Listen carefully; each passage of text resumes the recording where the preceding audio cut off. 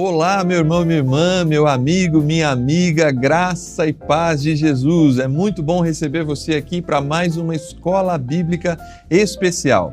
Você que ama o estudo da palavra de Deus, você que participa aí da sua escola bíblica na sua igreja local, esse é o nosso espaço para sermos edificados pela palavra, aprendermos mais com a Bíblia, com as Sagradas Escrituras, nesse ambiente aqui, na TV Viva Promessa, na escola bíblica especial. Hoje estamos chegando na lição de número 10 da nossa lição, o Deus das Alianças. E a gente vai conversar um pouco sobre a ideia, a importância do templo nas alianças de Deus e também para o cristão contemporâneo. A gente espera você, fica com a gente volta já.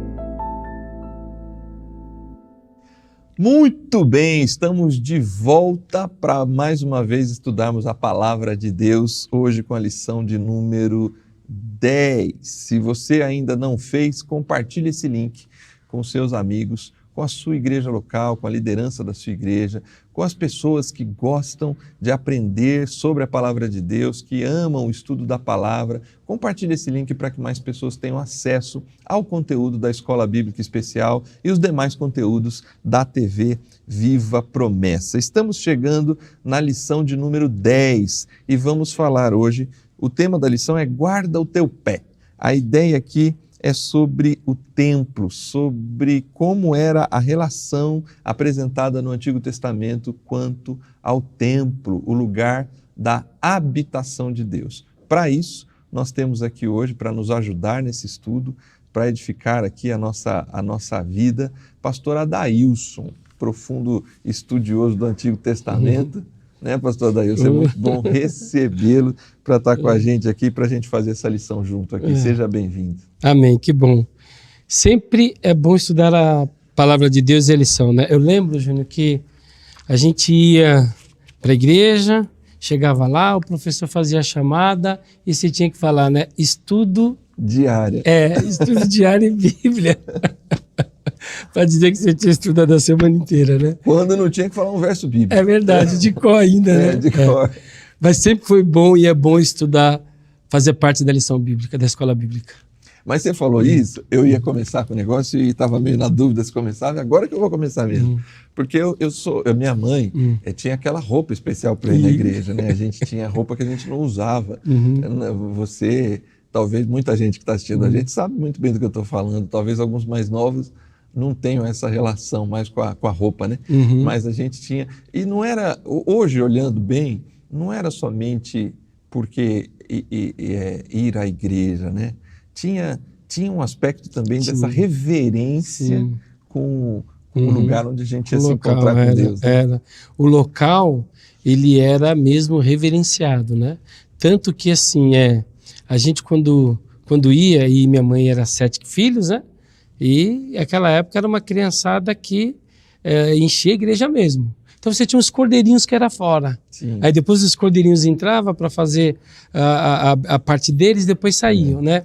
Mas mesmo assim, era uma época em que os pais exigiam muito da gente aquele comportamento, né? Você saía da classe dos cordeirinhos, ficava lá, mas você ficava, né? Quase que uma estátua, né? É verdade. Tinha esse lado, de alguma forma, ao longo do tempo a gente vai perdendo, talvez até por uma compreensão que a gente até vai fazer, vai discutir aqui nessa lição. Roupa da escola, do culto, o sapato especial, né? Tinha todo um rito que era interessante, né? Mas vamos lá, vamos conversar, achar esse equilíbrio desse tema no estudo aqui da Palavra de Deus. Nós temos aqui, se a gente for entrar já na primeira pergunta, a ideia, o autor cita segundo livro de Samuel 7, e também o item 1 do comentário, para a gente pensar, quem decidiu construir uma casa para o Senhor? Deus o permitiu? Até o templo ser construído, como Deus se relacionava com o seu povo? A lição bíblica vai começar lá em Gênesis. Né? Então, assim, constrói para a gente, pastor, até chegar no templo, né? Como é que era essa relação da presença de Deus com a humanidade até a decisão da construção do templo? Então, interessante porque assim, partindo do Gênesis, você tem Deus visitando o casal pela viração do dia. Todos os dias. Isso, é como se Deus descesse, né, ali para dialogar, para conversar com eles. Aí depois vem a queda, e depois da queda você tem Deus se relacionando, mas dessa vez não passa aquela ideia de Deus descendo para ver, mas Deus se relaciona com os descendentes de Adão, depois com Noé, depois com Abraão, né? Com pessoas. E aí vem com Isaac, com Jacó, até que Deus resolve se relacionar de uma maneira comunitária com a nação formada já. Né? E quando Deus muda esse aspecto e passa agora não mais com Abraão, mas com a nação, então Deus ele vê a necessidade dele caminhar no meio desse povo, porque agora é um povo, agora não é só mais uma pessoa, como era Abraão, ou como era Jacó, ou como era Isaac, ou como era Noé. Agora é um povo, né? E como é um povo, então, Deus ele resolve caminhar no meio desse povo de uma maneira, a gente pode falar que era de uma maneira pedagógica, né? Através do tabernáculo. Então o tabernáculo era a maneira como Deus escolheu para caminhar junto com o povo. E é interessante por quê? Porque assim, isso vai, né, desde a saída do Egito, praticamente, até o segundo rei, que é Davi. Certo. E o texto lá de 2 Samuel 7 diz que Davi estava numa das suas casas, talvez, pensando, né, olhando, já era um tempo em que ele tinha consolidado já o reino, né? Sim. E aí ele pensa, né, eu já tenho até casa de veraneio e Deus não tem aonde reclinar a cabeça, vou construir uma casa, né? E é aí que começa praticamente a ideia. Só que Deus não permite que ele constrói, né? A gente sabe pelo texto bíblico que Davi faz toda a arrecadação, faz todo o preparativo, né? Mas quem vai construir o templo físico, né? Assim, com um CEP geográfico ali, com uma localização geográfica, é o filho dele, que é Salomão. Então a gente tem essa caminhada, né? Que Deus vem desde Gênesis até que chega no lugar fixo, né?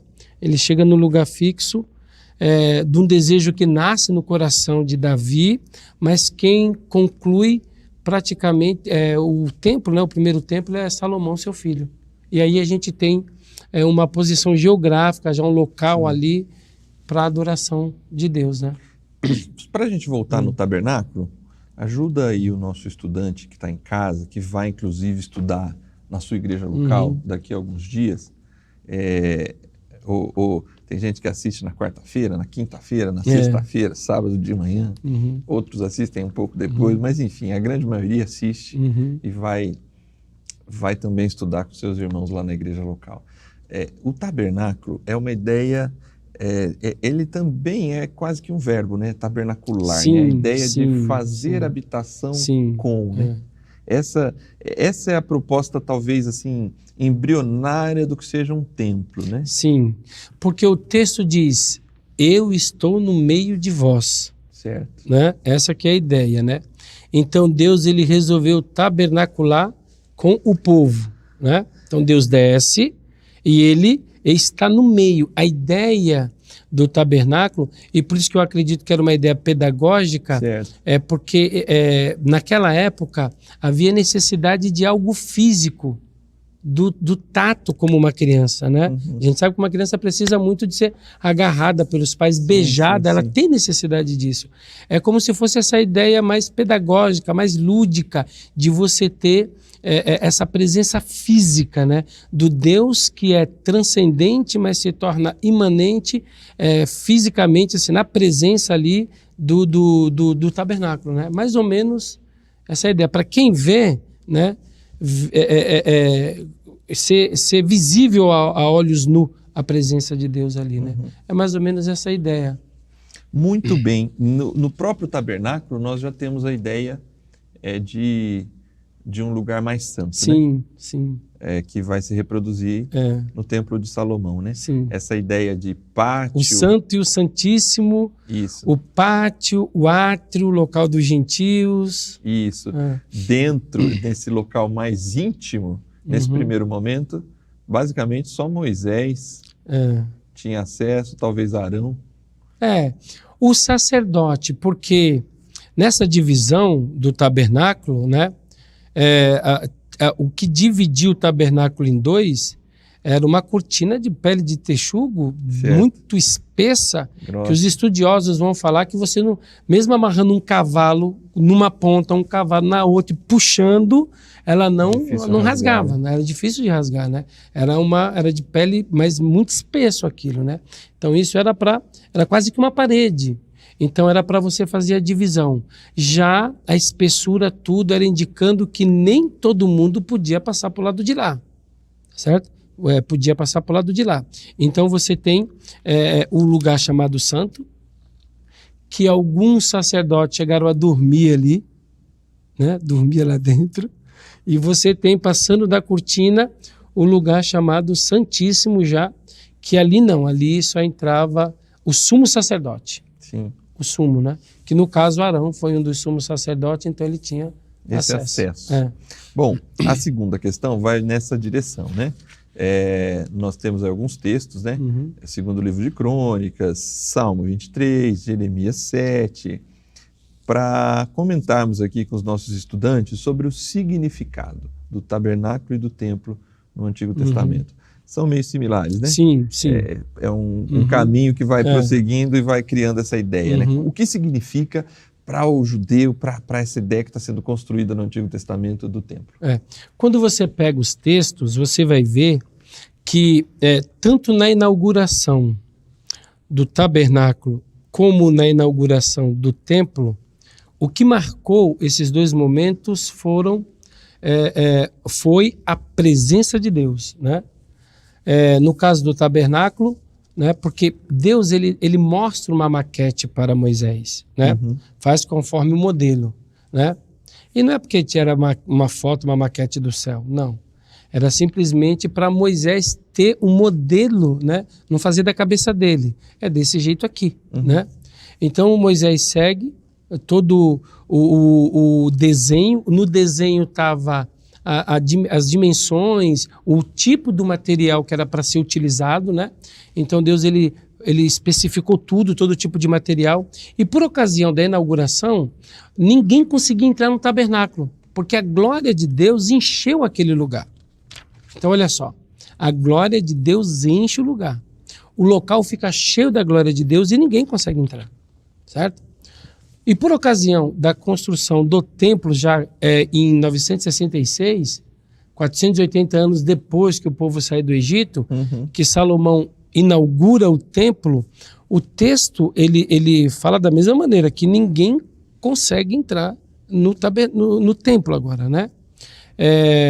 E você tem o texto falando, né, de Crônicas que a partir de agora eu vou ouvir a oração deste lugar e assim por diante, né? Então você tem esses dois momentos. Então olha que enquanto o povo caminhava rumo à terra prometida e o tabernáculo era móvel, você teve a inauguração com a presença de Deus. Agora você tem já um templo construído fixo, né? Numa localidade ali geográfica, você tem também a presença de Deus. Então, é o que a gente falou, pedagogicamente, para Israel entender que o encontro, né, o ponto de encontro para que a nação pudesse se dirigisse era o templo. O templo se tornou esse ponto de convergência.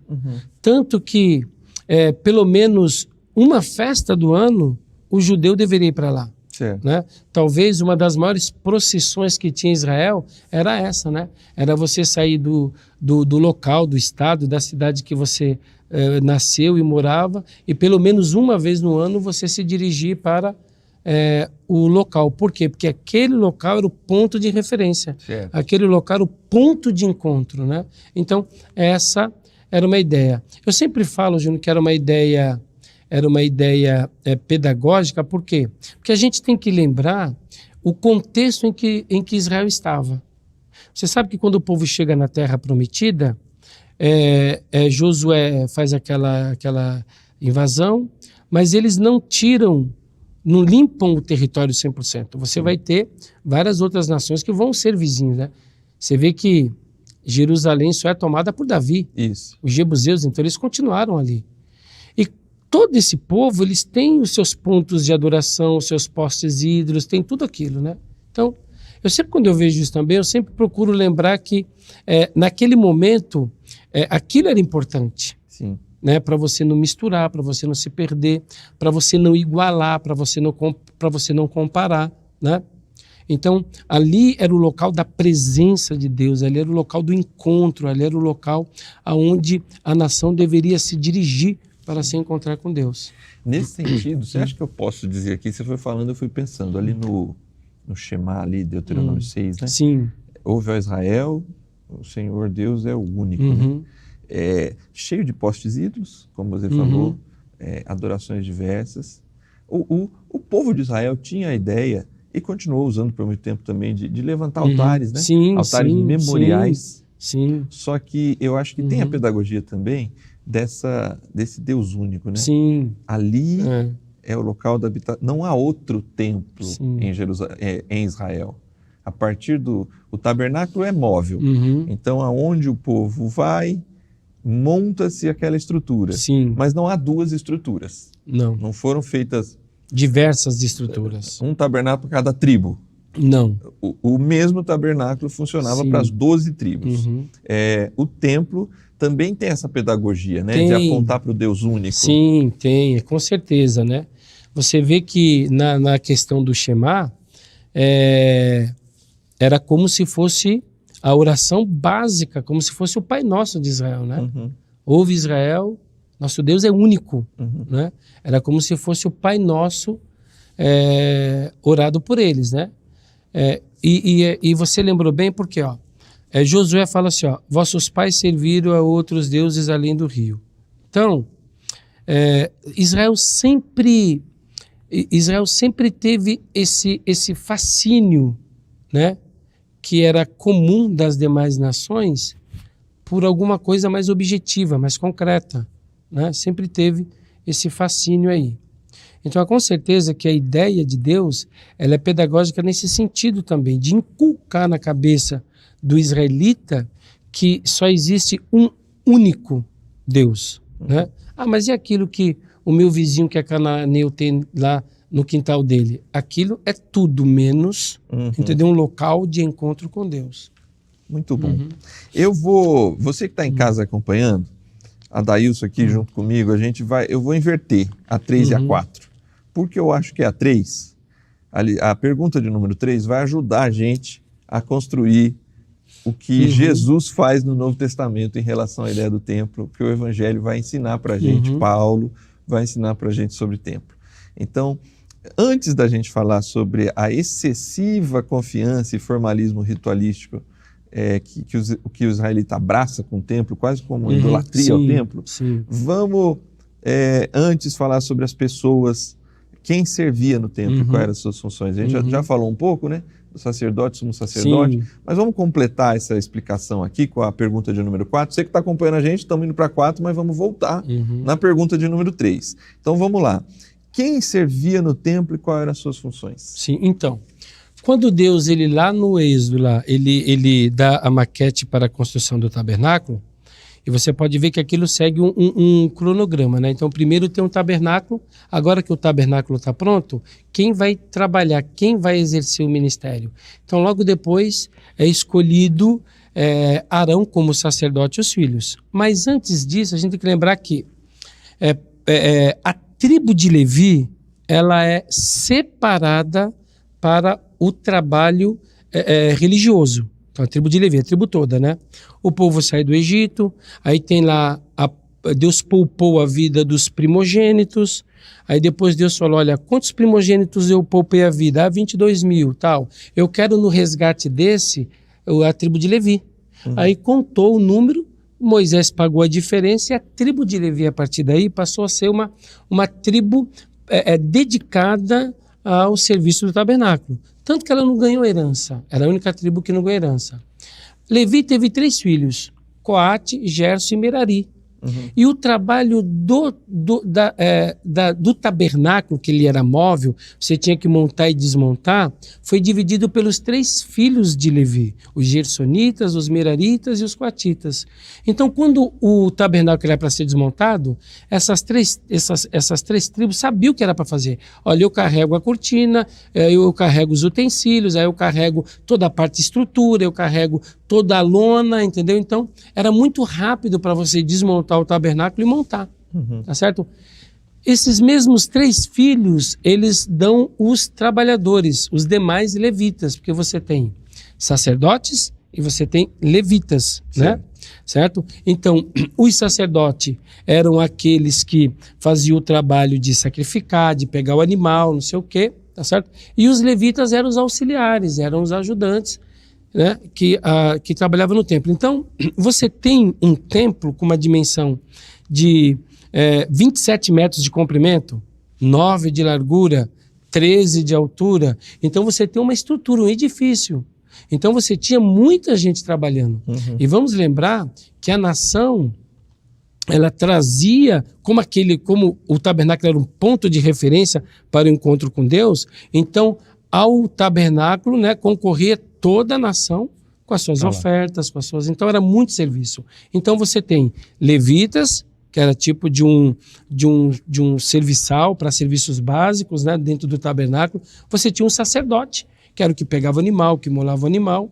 E você tinha o sumo sacerdote, que esse era o chefe de toda essa equipe de trabalho, né, que organizava, e era ele que tinha acesso ao Santo dos Santos, né? Então, esse serviço que a gente vê praticamente dentro do tabernáculo. Então, era algo que não parava, Júnior. Era assim, sabe? Era como se fosse uma repartição pública. Sim.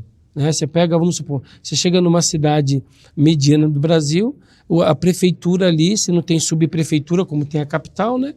Então todo mundo vai para a prefeitura, qualquer tipo de documento é ali. Então aquilo você vai ver que não para, né? Era como se fosse mais ou menos assim, bem movimentado, muita gente trabalhando, né? E os levitas eram como funcionários públicos, mas funcionários públicos não porque fez um concurso, porque já nascia levita, já sabia que tinha trabalho garantido, né? Então, é onde a gente vai conhecer já no Antigo Testamento, vai ver no Novo também, ali no início dos Evangelhos, né? O turno, né? Sim. Tem uma escala constante, Isso. Quase que 24 horas, Isso, né? 24 horas. A escala de trabalho é constante para manter todo o funcionamento de todos os aspectos relacionados ao templo, né? E um sumo sacerdote. Só ali em Jesus que parece que tem 2, né? Mas é uma briga política. Por causa de uma briga política, por causa de um que era partidário do Herodes, o outro que era asmoneu e tal, tem essa demanda ali, né? Mas, e você tem Anás e Caifás, mas isso é lá para o Novo Testamento, né? Juntos, né? Mas é sempre um sumo sacerdote. E uma equipe que vai trabalhando. Sim. Os levitas com Davi, já no templo, já não tendo a necessidade de montar e desmontar, é onde a gente faz a relação com aspectos litúrgicos também, né? Do louvor, do canto, de acender o incensário, de coordenar, né? Então, toda essa parte, como agora é fixo, então você tem um aspecto diferente, né? Então, muda-se também o tipo de trabalho. Então você começa a ter a liturgia, começa a ter o canto, começa a ter o coro, né?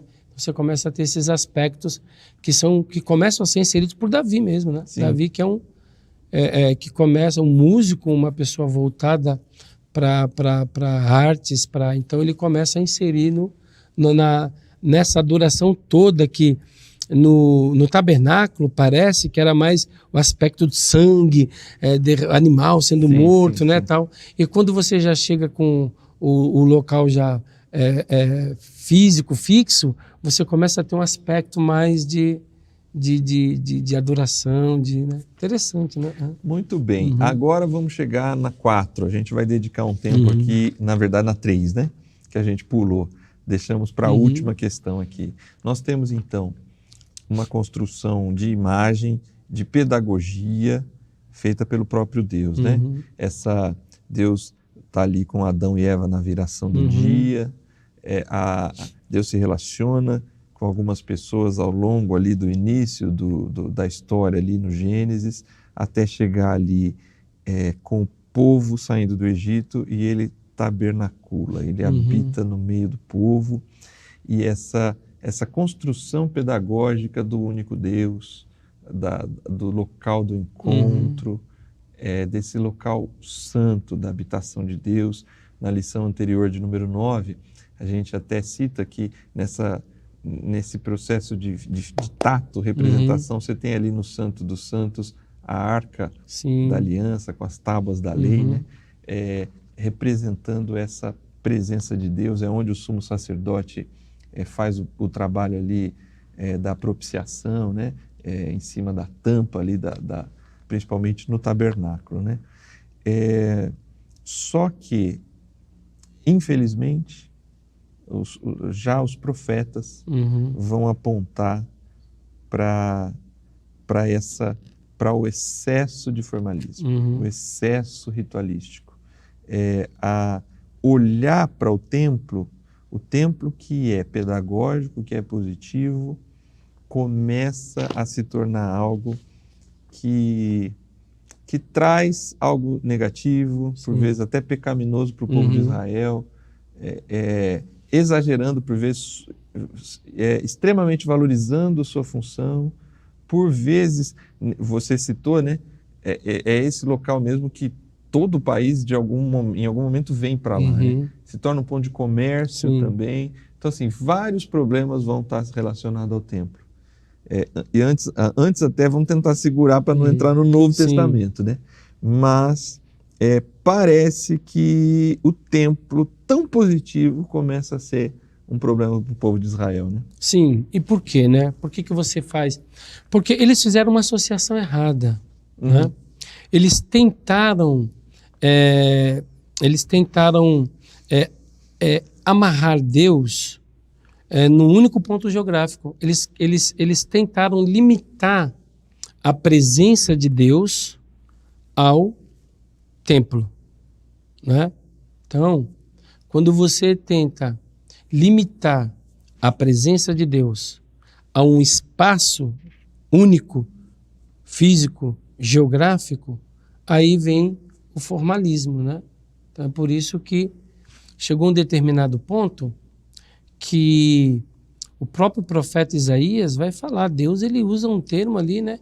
Que ele tem, é como se ele falasse, eu tenho nojo da oferta de vocês, né? Eu tenho nojo da oferta de vocês. Por quê? Porque eles entenderam errado a educação de Deus, né? Deus estava querendo educá-los para que eles entendessem que é um único Deus, tá? É um único Deus. Deus estava querendo educá-los no aspecto de que era importante eles se dirigirem para a presença de Deus, né? Deus estava educando ele com relação à importância, né? De se buscar a presença de Deus, certo? E eles interpretaram mal isso e começaram a colocar no templo, nas paredes, né? Começaram a colocar no rito, tá certo? Começaram a colocar em todo o rito que acontecia no templo, nas paredes, né? A gente lê a história de que aquilo era santificado, aquilo era venerado, aquilo era endeusado, né, pelos discípulos, né? Sem entrar ainda no Novo Testamento, mas você vê que Jesus ele passa e os próprios apóstolos param e contemplam. Mas de onde vem essa contemplação deles? Aí é que está o detalhe, porque Jesus fala, não ficará pedra sobre pedra. Mas não é interessante saber por que ao passar pelo tempo os discípulos ficam boquiabertos? Né? Por quê? Entendeu? Eram também israelitas comuns. E para eles foram ensinados e passados essa ideia de que aquelas pedras, aquele lugar, aquele rito, aquilo, então eles tinham isso na mente deles. Até eles tinham isso na mente deles. Então, eles erraram aí, não entenderam a ideia de Deus. E o templo passou a ser tudo para eles, enquanto que o Deus do templo não significava nada, entendeu? Não simbolizava nada. Eles respeitavam mais o templo do que o Deus do templo. Sim. Entendeu? Eles tinham mais reverência ao templo, entre aspas, a gente vai ver, do que a moda deles, do que ao Deus do templo. Sim. Certo? Você poderia fazer qualquer coisa ao Deus do templo, mas não podia fazer no templo. Não podia. Ao Deus do templo era tolerado, mas ao templo não. Era sacrilégio, né? Sim. Punido e passivo com açoites e assim por diante, né? Então, eles erraram a mão aí. O templo ele se torna para o povo, a lição usa o termo amuleto, né? Sim. É como se a nação de Israel, não só com o templo, né? E isso, eu queria chamar a atenção, você que está estudando junto com a gente, né? Como parece, a gente olha os israelitas, né? Mas como isso é próximo de nós, né? Sim, quando a gente troca o símbolo pelo significado, né? Sim. Porque de repente eles se consideram invencíveis pelo templo, e não pelo Deus do templo, pela relação deles com o Deus do templo. Então, já que tem o templo, já que tem a lei, já que nós somos o povo escolhido, eles invertem a relação e se esquecem das razões pelos quais o templo está ali, os sacrifícios acontecem, a lei foi dada. Todos esses aspectos apontam na cosmovisão bíblica, aponta para aquilo que Deus está fazendo na história. Sim. Só que o povo se torna orgulhoso pelo que tem, né? Então, hoje já não é mais assim. Hoje a gente tem aqui nos nossos celulares, né? Muita gente carrega a Bíblia aqui, mas é como se eu trocasse as palavras desse livro somente pelo livro, né? Óbvio, em nenhum momento de novo, né? A gente falava da roupa que ia na igreja, né? É óbvio, banalizar o local, banalizar o livro, não, né? É óbvio que tem que ser tratado com respeito, com cuidado. Mas o poder não está na página, né? O poder está enquanto eu me relaciono com aquilo que eu estou aprendendo, o quanto a palavra de Deus faz sentido no meu coração, na minha relação com os meus amigos, os meus inimigos, com a minha família, com as pessoas que não conhecem a palavra de Deus, o quanto a palavra de Deus molda o meu caráter. Não é o fato de eu ter uma Bíblia no porta-luva do meu carro que me protege de uma batida, de um acidente ou coisa parecida. Por isso que o autor da lição usa o termo amuleto, né? É uma coisa muito, muito triste, por quê? Porque eles queriam deixar claro, Júnior, que eles tinham escravizado Deus de Israel dentro daquele templo, né? E eles conseguiram trancar o Deus de Israel naquele local, naquele espaço geográfico, né? E com isso eles obrigavam, que agora se torna uma obrigação e não mais uma coisa de fé, que foi proposta lá no Antigo Testamento, e aí eles obrigavam a nação, né? Subjugavam a nação, arrogando para si o controle de Deus. Arrogando para si assim, o controle. Se eu tenho o templo de Deus, logo eu tenho Deus. Se eu ordeno o menino templo de Deus, logo eu mando eu no templo de Deus, né? Porque quando você vai ler, quando você lê a Bíblia, isso parece que fica entre as linhas, né? Os sacerdotes, a gente vai ver isso muito. A gente vê no Antigo Testamento também. A gente tem um caso de Eli. A gente tem o caso de 8 sacerdotes, né? O profeta, se não me engano, o profeta Ezequiel vai falar que dentro de Israel tinha uma câmara secreta, né? Que enquanto daqui para cá eles adoravam Javé, daqui para cá eles adoravam os deuses cananeus, né? Então você vai ver que eles é como se eles tivessem escravizado o Deus de Israel E quem manda nos Deus de Israel somos nós. É do meu jeito, é desse jeito, né? E o povo ficava na mão deles, né? Então, assim, dá a entender nas entrelinhas, né? É que eles faziam isso. E isso foi terrível. Foi terrível para eles, foi terrível para a nação, né? Para a fé, né? E se a gente não se cuidar, a gente tenta achar que a gente consegue aprisionar Deus, como você falou, numa Bíblia. E aí, onde eu coloco ela, ou aberta no Salmo 91, ali o Deus está ali. Então, não vai ter problema ali, porque eu consegui aprisionar ele ali, né? Porque eu consegui fazer. Porque essa é a ideia do amuleto. Qual é a ideia do amuleto? É uma ideia pagã, que você aprisiona o gênio, qualquer coisa dentro daquilo, ou o poder dele, e aonde você vai, você tem o poder dele ali. Isso é pagão, né? Isso não é cristão. Muito bem, então vamos para o cristão agora. Vamos para o cristianismo agora, porque, aliás, eu quero citar antes da gente entrar, é uma informação, é uma revelação já do Antigo Testamento, que o texto sagrado registra. Deus não habita em templos feitos por mãos humanas. Sim. Já é uma discussão de Deus com Davi, né? Com Salomão, com Salomão, né? Ele fala para Salomão, né? Salomão fala, né? Eu sei que os céus dos céus não podem te conter, quanto menos esse templo que eu fiz, né? Não podem conter. Então você vê que ele já... Você vê que no Antigo Testamento tem uma visão correta. Sim. Tem a visão correta. Agora, ela é deturpada por aqueles que se intitulam os donos de Deus, mas Deus sempre passou a visão correta, né? E aí, em Jesus, a partir do Novo Testamento, nos Evangelhos e os Apóstolos, há uma reinterpretação, uma ressignificação do templo. O templo continua possuindo valor no Novo Testamento, mas é preciso fazer esse ajuste, né? Sim. Pedagogicamente, o templo serviu para anunciar tudo aquilo que a gente já tratou aqui, mas no Novo Testamento há uma virada de chave, né, com a ideia do templo. Sim, por quê? Porque qual era a ideia? A ideia no Antigo Testamento era de Deus se relacionar com o homem. Sim. Essa que é a ideia. É a presença. Estou no meio de vós, entendeu? Estou perto de vocês aqui, essa que era a ideia. E o que a gente encontra no Novo Testamento? A gente encontra o contrário. A gente não encontra um Deus perto do homem. A gente encontra um Deus distante do homem. Mas não distante do homem, Júnior, porque Deus ele quis se distanciar do homem. Distante do homem, por quê? Porque aqueles ritos já não...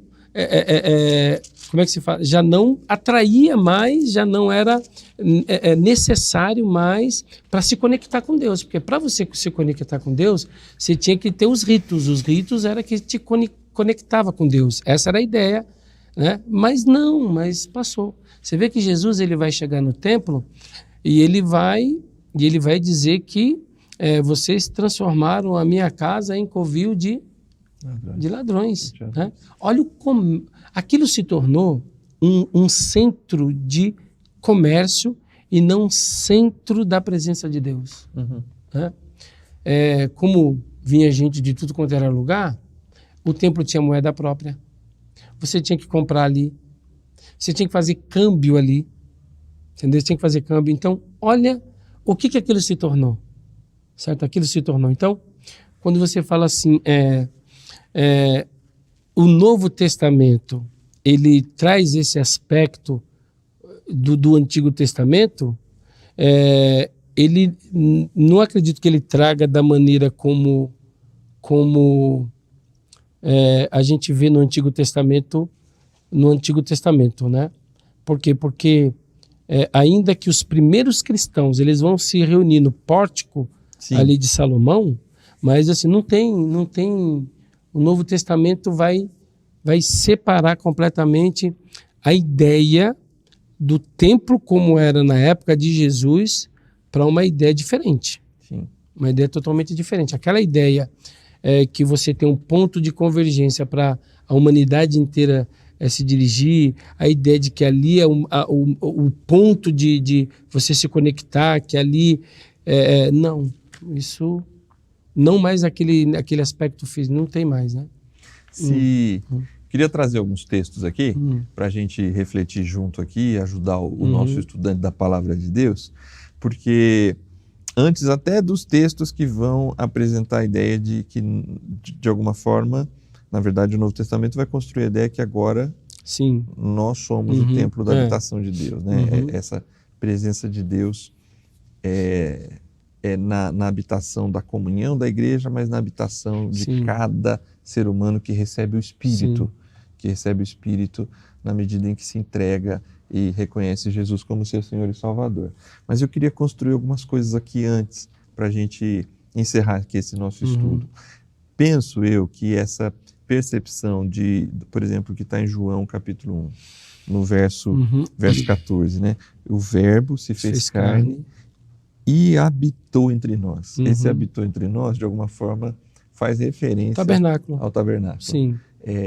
Essa percepção que os apóstolos vão ter pela revelação do Espírito, agora essa habitação de Deus no meio de nós é Jesus. E Jesus vai dizer, né? Aí eu vou dar o Espírito que vai viver entre vocês, mas em vocês. Né? Sim. Esses textos vão sendo importantes para essa construção da visão do que significa templo para o apóstolo, para o discípulo de Jesus.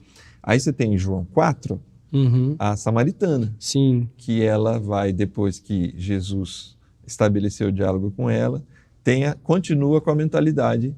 Ou Gerezim ou Jerusalém. Isso, templo centrada, né? Isso, É aqui ou é lá? E Jesus diz para ela, nem aqui e nem lá. Né? Deus está procurando adoradores que o adorem em espírito e em verdade.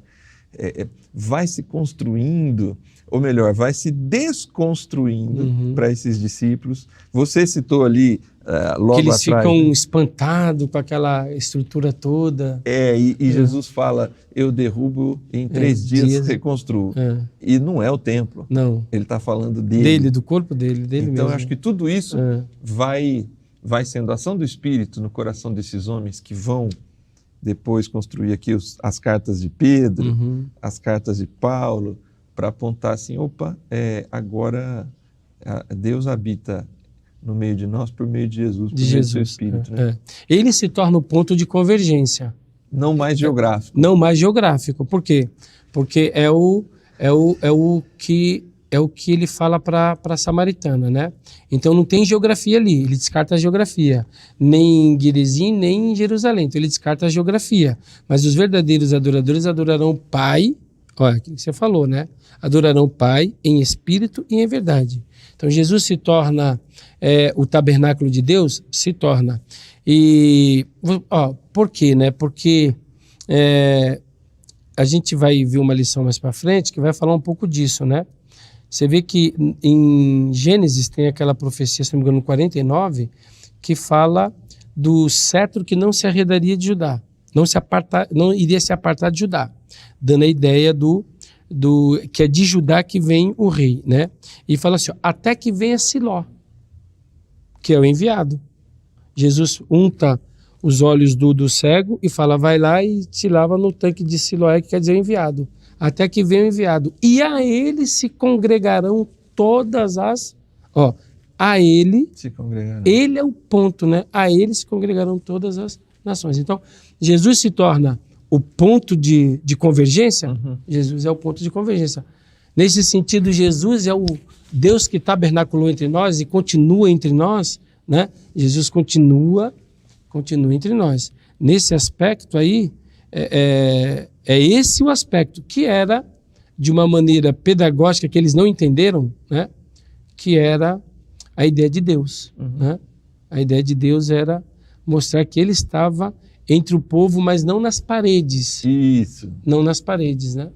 E Jesus resgata isso agora, o Novo Testamento resgata isso, né? É por isso que, assim, o que a gente vê na Bíblia, Júnior, assim, a gente sabe que a adoração, a salvação é pessoal. Adoração, tal, você tem sua devoção, tal. Mas toda vez quando Jesus fala do retorno dele, ele fala que vem buscar a igreja. Sim. Vem buscar o povo, é coletivo. Sim. Não é singular, é coletivo. Isso. Né? Por quê? Porque tem a igreja, né, de Cristo que ela pode estar em determinado momento do tempo num local geográfico, certo? Por quê? Porque cadê a igreja de Laodiceia da Bíblia? Geograficamente, ela não está lá. Isso. Mas eu posso falar vários outros endereços geográficos onde se encontra a igreja de Cristo. Isso. Né? Então, a gente pode falar de uma geografia, de um ponto, né? Nesse sentido, mas não como Deus está nas paredes, Deus está no... Aí não, né? Não. Não. Você me fez lembrar uma das exegeses mais marcantes do meu tempo de teologia, foi em Efésios capítulo 2. E ali que me abriu os olhos desse caráter individual e coletivo da habitação de Deus. Porque Paulo termina o capítulo 2 dizendo que agora não há muro de separação, Sim. agora a gente não é mais estrangeiro, é da família de Deus, somos concidadãos, e aí ele vai construir que nós somos morada de Deus. Sim. Cada cristão, nós construímos a morada do Espírito. Sim. Então, a presença do Espírito se dá na individualidade, mas ela também é vista na coletividade. Sim. Nesse sentido, igreja, local de presença de Deus, se a gente for fazer qualquer relação com o templo, está na comunhão entre os irmãos e na santidade da individualidade e da comunidade. Sim. Mas não mais nas quatro paredes. Sim, e aí, por que a coletividade? Porque assim, é a Trindade. Glória a Deus. A Trindade. Por que esse aspecto coletivo? É um reflexo da Trindade divina. Entendeu? Por quê? Porque Deus é três, né? Então, é isso. Você não encontra uma outra ideia, porque a salvação só podia parar no individual, né? Isso. Não. Mas por que esse aspecto do coletivo? Por causa da Trindade. Para mim não esquecer, você vê que lá na oração de Salomão, é assim, eu sei que os céus dos céus não podem te conter, né? Muito menos esse tabernáculo. Então, o mais interessante é que o templo de Deus, que pode conter Deus, foi feito por Ele mesmo, que somos nós, né? Paulo vai falar isso, né? Vós sois o templo do Deus vivo, né? E Ele habita através do Espírito Santo em vós. Então, nada que o homem faça consegue conter Deus. Mas aquilo que Deus fez consegue conter Ele, que somos nós. Sim. Então, a gente consegue muito bom conter Deus. E a gente é chamado à comunhão do Pai e do Filho por meio do Espírito. Do Espírito. Né? Muito gostoso, muito bom esse estudo. Aí a gente chega aqui ao final, com muito cuidado também com os nossos irmãos. A aplicação vai ser na linha de não restringirmos a adoração de Deus a um local, né? Sim. Então, assim, falávamos lá de trás das classes de cordeirinhos, da roupa para ir na igreja, Sim.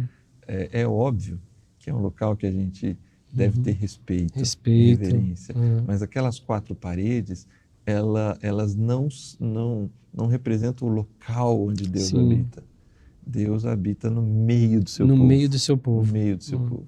Então, aquele local é importante, Sim. é comum, acho quase impossível que a gente pare de chamar aquele local de igreja. Sim, com endereço, com CEP, Sim. né? Mas aquele CEP é o local que se reúne a igreja. Se reúne a igreja. E cada vez que a igreja está reunida, Deus está no meio do seu povo.